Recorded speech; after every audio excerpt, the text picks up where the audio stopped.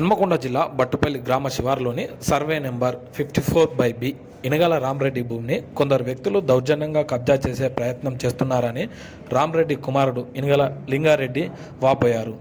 వంశంపార్యంగా వస్తున్న భూమిని అక్రమంగా కబ్జా చేయాలని చూస్తున్నారన్నారు. వరంగల్ సిపి తక్షణమే స్పందించి కబ్జాదారులపై కఠిన చర్యలు తీసుకోవాలని, తమకు న్యాయం చేయాలని ఈ సందర్భంగా కోరారు. మా తాతగారికి 4 వారసులు. ఇనగాల రామరెడ్డి 1975లో చనిపోయినారు. 1975లో చనిపోయిన వ్యక్తి 2009లో వచ్చి రిజిస్ట్రేషన్ చేసినట్టుగా బెజ్జూరి పూర్ణచంద్ర గారి కంటే ముందున్న ఎల్లందల సురేష్, రమేష్ బాబు గారు, అలాగే చేసిన భిక్షపతి గారులు మొత్తము దొంగ డాక్యుమెంట్ సృష్టించి రామరెడ్డి బతుకున్నాడు అన్నట్టుగా 2009 రిజిస్ట్రేషన్ చేసుకున్నారు. 2009 నుండి 2013 వరకు 3 డాక్యుమెంట్ మార్చి ఇప్పుడు ప్రస్తుతానికి జాగా పైన బెజ్జూరి సృజన వైఫ్ ఆఫ్ పూర్ణచంద్ర గారు మేము ఉన్నామని చెప్పి మమ్మల్ని భయభ్రాంతి గురి చేయడం కోసము సైట్ మీదకి వచ్చి మమ్మల్ని బెదిరించడం జరుగుతుంది. వారి దగ్గర ఉన్న డాక్యుమెంట్లు ఏమైనా ఉంటే మాకు ఇవ్వండి, మేము చూస్తామంటే డాక్యుమెంట్లు ఏమి ఇవ్వం, మీరు వస్తే మంచిగా ఉండదని చెప్పి మమ్మల్ని భయభ్రాంతులు గురి చేసి మమ్మల్ని ఎలగొట్టిండు. సరే అని చెప్పి ధైర్యం చేసి అప్పు తీసుకొచ్చి గోడ కట్టుకుంటే రాత్రి గోడ కూడా కూలగొట్టిండు.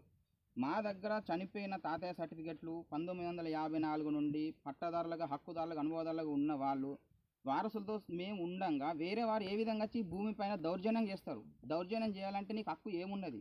వారసుల అమ్మిండ్లా, వారసుల పట్టదారుల అమ్మిండ్లా, అసలమైన పట్టదారు అమ్మిండ్లా వెరిఫికేషన్ చేసుకోకుండా మమ్మల్ని బెజ్జూరి పూర్ణచంద్ర గారు ఈ విధంగా బెదిరిస్తే మాలాంటి అమాయకులు గరీబోళ్ళు ఎలా ఒకటా ఇట్లా బతుకుడు? ఇప్పుడు చచ్చిపోయిన వాళ్ళు సొంత భూములు పెట్టుకుంటా కానీ వేరే భూములు పెట్టినారు కదా. చచ్చిపోయిన వాళ్ళు భూములు పెట్టుకోవడానికి కూడా మాకు జాగా లేకుండా, స్థలం లేకుండా, అన్ని కబ్జాలు చేసుకుని పట్టాలు చేసుకుంటే మేము ఎవరి దగ్గరికి వెళ్ళడు. మాకు అందరు సహకరిస్తారని చెప్పి, న్యాయం జరుగుతుందని చెప్పి అందరూ తిరుగుతున్నాం. మాకు సహకరించండి. మా దగ్గర ఉన్న సర్టిఫికెట్లను, డాక్యుమెంట్ వెరిఫికేషన్ చేయండి. వారి దగ్గర ఉన్న సర్టిఫికేట్ వెరిఫికేషన్ చేసి తప్పు ఏవో నిరూపణ చేయండి. వారసులం కాదని అనడానికి ఆయన ఎవరు? ఆయనకు ఎవరు చేసిన వారసులు ఎవరు? ఊర్లో వెళ్ళి అడిగితే వారసులు ఎవరు, దీనికి పట్టదారులు ఎవరు తెలుస్తుంది. తెలియకుండా ఇష్టం వచ్చినట్టు మాట్లాడితే మనం భయభ్రాంతాలు గురి చేస్తే పూర్ణచంద్ర గారికి వాళ్ళకు సర్టిఫికేట్ పరంగా అధికారం ఉంటే వాళ్ళకి అధికారం ఇచ్చిన వాళ్ళే దొంగలు. రామరెడ్డి అనే వ్యక్తి 1970 చచ్చిపోయారు. 2009 ఎక్కడ నచ్చిండు? పూర్ణచంద్రకి అర్థమైతే లేదా? మనస్సాక్షి లేదా కొంచెం కూడా? అసలు తినడానికి తిండి లేని వాళ్ళము కలెక్టర్ ఆఫీస్ చుట్టూ భోజనం చేయకుండా కూడా ఉప్పుడి పాసం వండుకుంటా ఎవరైనా ఇస్తే తినుకుంటా మేము సర్టిఫికేట్ సంపాదించుకున్నాము. 1970 చచ్చిన సర్టిఫికేట్ పెడితే కూడా నమ్ముతలేడు. ఇవన్నీ దొంగ డాక్యుమెంట్ చెప్తే కూడా నమ్మకుంటే ఇంతకంటే ఏం నిరూపించుకుంటాం? మరి చంపండి. మరి వారసులో ఉన్నాం, అందరం వచ్చి నిల్చుంటాం, కూర్చుంటాం, వండుకుని తింటాం. చంపేయండి. లేదా మాకు సరైన న్యాయం చేయండి.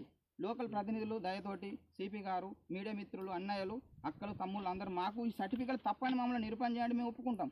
ఇవి తప్పు కాదు, ఎదుటోళ్ళు తప్పు అని చెప్పి నిరూపణ చేయండి, మేము ఒప్పుకుంటాం. కానీ మమ్మల్ని తప్పు అని వాళ్ళు సృష్టించుకొని మమ్మల్ని అసలు చెప్పడానికి ధైర్యం వస్తలేదు. భయం, ఇంకా ఎందుకు భయం ఉంటుంది? కష్టం చేసి బతకటోళ్ళు ఆయన కాళ్ళు చేతులు ఉన్నంటే పని చేసి చచ్చిపోయిన గేడ బొందలు పెట్టుడు నాన్నగారికి. నేను పని చేసుకొని బతుకుతాము. నేను పని చేసిన ఎక్కడికి వచ్చి దున్నుకొని బతకమా? ఉండడానికి ఇల్లు లేదు, దున్నడానికి జాగ లేదు, ఎడబోయి ఉండడండి. రోడ్డు మీద బతకడా, చెట్ల మీద బస్టాండ్లో బతకడా?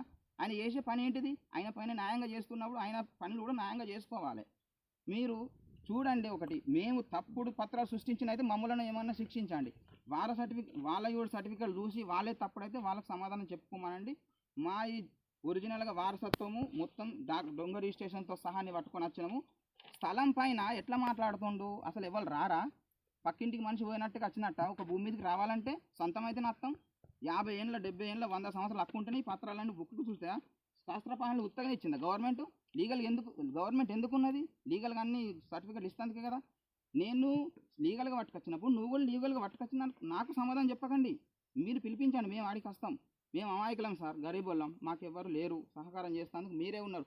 మీడియా మిత్రులు, అన్నయ్యలు అందరూ కొంచెం దయతోటి, సిపి గారు దయతోటి మమ్మల్ని కరుణించి అందరూ మాకు ఒక సహాయం చేసి మమ్మల్ని న్యాయం చేయండి.